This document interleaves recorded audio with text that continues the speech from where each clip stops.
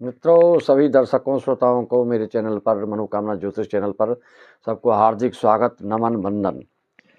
मित्रों, आज हम जो बताने जा रहे हैं, कोई भी व्यक्ति जो थोड़ी भी प्रारंभिक जानकारियां रखते हैं ज्योतिष शास्त्र के बारे में, तो वह तुरंत अपने करियर के बारे में जान सकते हैं कि आप किस काम से, किस क्षेत्र से, किस विभाग में जाकर नौकरी कर सकते हैं, आपके लिए क्या उपयुक्त रहेगा।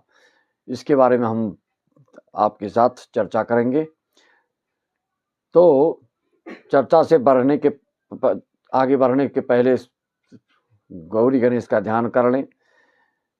हर कार्य में आप जब भी पूजा करते हैं तो गौरी गणेश का ध्यान किया जाता है, यह नियम है कर्मकांड में।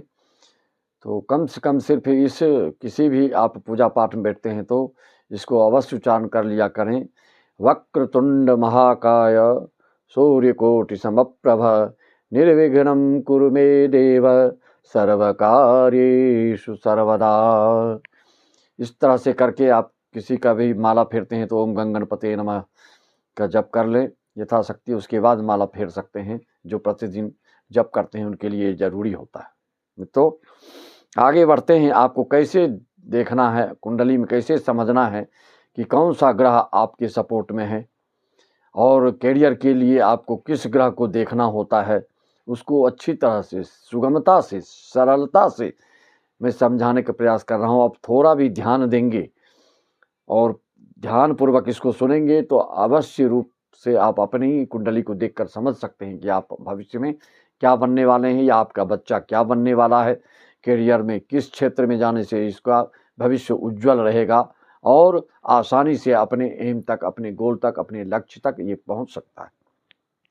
मित्रों, एक जैमिनी ज्योतिष शास्त्र के बारे में आपने सुना होगा। जैमिनी ऋषि बहुत महान थे और उनकी यह देन है जिसके कारण हम लोग पहले से ही कुंडलियों को देखकर उसका अवलोकन करके प्रेडिक्शन करते हैं और आप सब चीज समझ जाते हैं। बिल्कुल स्पष्ट हो जाता है, साफ हो जाता है, क्लियर हो जाता है, धुंधलापन मिट जाता है।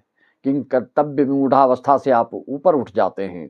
दुविधात्मक स्थिति आपकी समाप्त हो जाती है। जब तक आपको पता ना चले कि हम किस कैरियर, किस क्षेत्र में आगे बढ़ सकते हैं, कौन सा ग्रह मेरा सपोर्ट कर रहा है, कौन सा ग्रह मेरे के लिए अच्छा है, कैरियर के दृष्टिकोण से, रोजगार के दृष्टिकोण से, नौकरी के दृष्टिकोण से, उद्योग धंधा व्यवसाय के दृष्टिकोण से, तब तक आप उस चीज का बल बढ़ा नहीं पाएंगे और उस क्षेत्र में आगे बढ़ नहीं पाएंगे। मित्रों, जैमिनी शास्त्र के हिसाब से जैसे आपकी कुंडलियों में 9 ग्रह होते हैं, आप जानते हैं 9 ग्रह में उसका अंश देखा जाता है। क्या देखा जाता है? अंश, डिग्री। किस ग्रह की कितनी डिग्रियां हैं, आजकल तो कंप्यूटर से भी निकालते हैं तो उसमें डिग्री को दर्शाता है, उसको देख के आप समझ सकते हैं। इसमें भी वैसे 2 मत है। 7 ग्रहों में से जिसका सर्वाधिक अंश हो उसको बोलते हैं आत्मकारक ग्रह। सबसे ज्यादा जिस अंश ग्रह का अंश हो उसको बोलते हैं आत्मकारक ग्रह। उसके बाद दूसरे नंबर पर जिसका ज्यादा ग्रह है उसको बोलते हैं अमात्य कारक ग्रह। तीसरा जो ग्रह होता है उससे कम डिग्री वाला उसको बोलते हैं भातृकारक ग्रह। उससे जो कम अंश का होता है उसको बोलते हैं मातृकारक ग्रह। उससे जो कम अंश का होता है उसको बोलते हैं सुतकारक ग्रह। उससे जो कम अंश का होता है उसको ज्ञातिकारक ग्रह बोलते हैं। जो सबसे कम अंश का होता है 7वां ग्रह उसको आप बोल सकते हैं दाराकारक ग्रह। और इसमें आपको ध्यान देना है कौन सा कैरियर के दृष्टिकोण से, या तो सभी ग्रहों के बारे में अंश के हिसाब से मैंने बताया, हर एक कुंडली में या अलग अलग ग्रह आत्मकारक अमात्मकारक हो सकते हैं।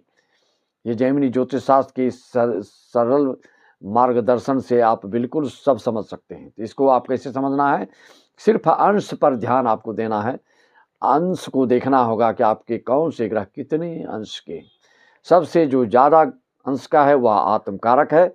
दूसरे नंबर पर जो आता है अंश में वह आपके लिए अमात्यकारक ग्रह होता है। उसको मंत्री का दर्जा दिया गया है।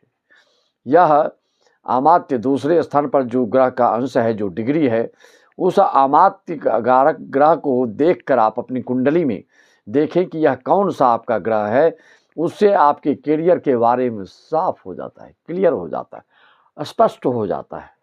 उसको ध्यान देना होगा आपको। मित्रों, जब अगर आपकी कुंडली में सूर्य दूसरे स्थान पर है, अंश में, डिग्री में, तो सूर्य अमात्य कारक होता है। तो ऐसा जातक प्रशासनिक विभाग में जाने वाले होते हैं, स्वाभिमानी होते हैं और नेतृत्व करने में कुशल होते हैं, दक्ष होते हैं, निपुण होते हैं और काफ़ी मान सम्मान पाने वाले होते हैं अपने समाज में, देश में, जिस स्तर के ये आपके हों, जिस अंश के हों। और ऐसा व्यक्ति मजिस्ट्रेट बनता है, डॉक्टर बनता है और राजनेता बनता है। शिक्षा क्षेत्र से भी जुड़े कार्यों में यह प्रायः इनको जॉब अच्छा होता है, आसानी से इस क्षेत्र में आप आगे बढ़ सकते हैं। अगर चंद्रमा है आपका अमात्य कारक, तो ऐसा जातक बहुत बड़ा व्यवसायी होता है, जल से संबंधित कोई कारोबार कर सकता है, आध्यात्मिक व्यक्ति होता है, दार्शनिक होता है, तरल चीज़ों का व्यापारी होता है और महिला से संबंधित चीज़ों का व्यवसाय करने में ये बहुत सफलता प्राप्त करते हैं। महिलाओं से संबंधित रिलेटेड उत्पाद के ये क्रेता या विक्रेता बनकर बहुत कमाते हैं। अगर आपका अमात्य कारक ग्रह मंगल है, तो ऐसा जातक सेना में जाने वाले होते हैं, ऊर्जा से परिपूर्ण होते हैं और यह इंजीनियरिंग क्षेत्र में भी जा सकते हैं, पुलिस में भर्ती हो सकते हैं, अब बड़े सर्जन बन सकते हैं, रिसर्च के कामों में ये शामिल हो सकते हैं। यह मंगल के अमात्य कारक का फल है। अगर बुध है आपका अमात्य कारक ग्रह, तो ऐसा जातक संचार में कुशलता इनकी बहुत होती है और बातचीत करके उद्घोषक आदि, मीडिया आदि से क्षेत्र से जुड़कर ये बहुत उसमें आगे बढ़ते हैं। ऐसे जातक बहुत बड़े व्यवसायी, बहुत बड़े नेता भी बनते हैं। अपनी वाक्पटुता, अपनी विचित्र भाषण की शैलियों से जनता जनार्दन को मंत्रमुग्ध कर लेने वाले होते हैं और जिससे भी बातचीत करते हैं उसको वो उसे काम अपना करा ही लेते हैं, सिद्ध कर लेते हैं अपना कार्य। बड़े बड़े अधिकारियों से, बड़े बड़े लोगों से अपना कार्य सिद्ध कर लेते हैं। और यह अगर साधारण रूप में हो तो क्लर्क बनते देखा जाता है, लेखक भी बनते हैं और गणित इनकी बहुत अच्छी होती है। विश्लेषणात्मक कौशलता आप में इसकी परिपूर्णता होती है मित्रों। और वकील बन सकते हैं, वैज्ञानिक भी बन सकते हैं अगर बुध आपके अमात्य कारक ग्रह हों तो। यह विपणन क्षेत्रों से भी बहुत शुभ फल प्राप्त कराता है। अगर आपके गुरु अमात्य कारक ग्रह हैं, तो ऐसा जातक उपदेशक होता है, ज्ञान का भंडार है, बहुत ज्ञानी होते हैं। शिक्षक, प्रोफेसर और पंडित, कुल पुरोहित, ज्योतिष विद्या से ज्योतिष बनकर अपार सफलता प्राप्त करते हैं। ये रिलीजियस टीचर बन सकते हैं और बैंकिंग के क्षेत्र में भी ऐसा जातक जा सकता है। अगर आपका अमात्य कारक ग्रह शुक्र है, तो ऐसा जातक करियर में चमक दमक से संबंधित चीज़ों में, अधिकांश भौतिकवादी चीज़ों से ये आगे बढ़ते हैं और जैसे गायन हो गया, अभिनय हो गया और भी designing, graphics designing, fashion designing आदि से संबंधित करियर भी दे सकता है। कई बड़े राजनेता के भी इस तरह के योग देखे गए हैं, जैसे कि राजीव गांधी, इंदिरा गांधी में शुक्र ग्रह जो है इनका अमात्य कारक ग्रह था। तो ऐसा थोड़ा सांसारिक मोह माया में लिप्त तो होता है, लेकिन ऐश्वर्य वैभव से परिपूर्ण जीवन व्यतीत करता है। अगर आपका शनि अमात्य कारक ग्रह है, तो ऐसा जातक क्लर्क बनता है, सरकारी सेवा में जाता है, सामाजिक कार्यकर्ता बनकर बहुत नाम कमाता है और ऐसा जातक बड़े बड़े अधिकारी, न्यायाधीश वगैरह बनते हैं और जन नेता भी बन जाते हैं, ऐसे जिनके शनि अमात्य कारक ग्रह होते हैं। इस तरह से आप अपनी कुंडली का अवलोकन करके देख सकते हैं कि आपका जो सर्वाधिक सबसे ज़्यादा जो अंश है, उस ग्रह के बाद जो दूसरा ग्रह होता है डिग्री में कम होता है, उसको बोलते हैं अमात्य कारक ग्रह। या आपका कौन सा ग्रह है तुरंत देख सकते हैं, 2 मिनट पता चल जाएगा। आप कुंडली को देखिए खोल करके, सबसे ज़्यादा जो अंश का घर ग्रह है उसको छोड़ के दूसरे नंबर पर जो ग्रह का अंश है उस ग्रह से संबंधित यह आपके करियर के बारे में, आपके पद प्रतिष्ठा के बारे में, आपके नौकरी पेशा के, उद्योग धंधा कार्य के बारे में स्पष्ट हो जाता है, क्लियर हो जाता है। और भी स्पष्टता के लिए और भी पक्का सबूत प्राप्त करना हो तो आपको D10 चार्ट में भी जाकर इसका अंश देखते हैं। कारकांश कुंडली की भी यही महत्ता है।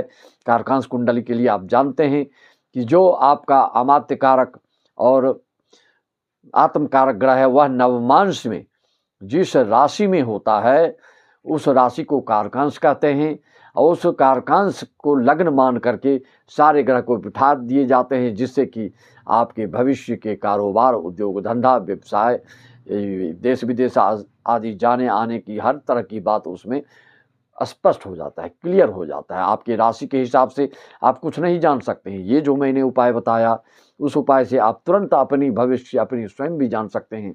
और जिसको कुंडली दिखवाना हो, विचारवाना हो, प्रेडिक्शन करवाना हो तो 501 में सारी जानकारी आप प्राप्त कर सकते हैं। उसमें कोई भी ऐसी जानकारी नहीं कि आपको पता नहीं, मौखिक रूप से जानकारी आपको 501 में सारी दे दिया जाता है। 1000-2000 की बात यहाँ नहीं होती है। सबसे कम इसलिए रखें कि आपको इसका निवारण, मार्गदर्शन सतत रूप से हमेशा मिलता रहे। संपूर्ण जीवन की कुंडली बनवाना चाहेंगे तो इस साल तक 1501 है, अगले साल जाएंगे, नए साल में प्रवेश करेंगे तो 2100 रुपीज़ रखे गए हैं। अगले साल की जानकारी आपको मनोकामना ज्योतिष में अपनी राशि के हिसाब से, अपने मूलांक के हिसाब से सब चीज़ देख सकते हैं। प्लेलिस्ट में भी डाल दिया गया है।